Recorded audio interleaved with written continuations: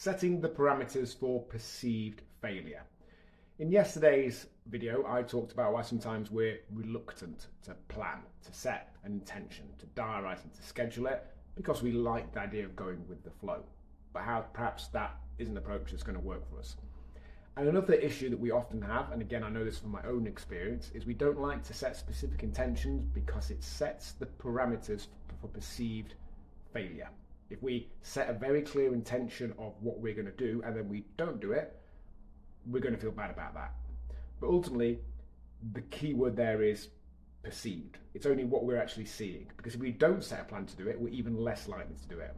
So if we don't set a plan to do 3 sessions a week at these specific times, to eat in an average deficit of 1,000 calories a day by doing X, Y, Z steps, and then we get to the end of the month and we haven't lost or gained weight, that's going to be, at best case scenario, the same result we'd get by setting a plan and not doing it.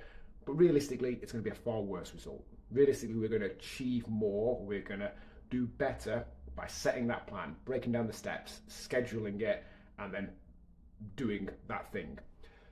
All that not doing that does is hides it away. Doesn't stop it happening, it just hides it from our eyes. And there's a degree of courage in setting a concrete plan. There's a degree of putting our head above the parapet. There's a degree of opening ourselves up to those feelings potentially of failure. But perhaps that's what we need to do. Perhaps we just need to pull our big boy or girl pants on and do that. Set a specific plan. Put the things in place to make it happen. If it doesn't happen, learn from that. Change the plan, change the approach, tweak and refine, course correct as we go. Don't just hide away from doing the things that will achieve the results that we say are important to us.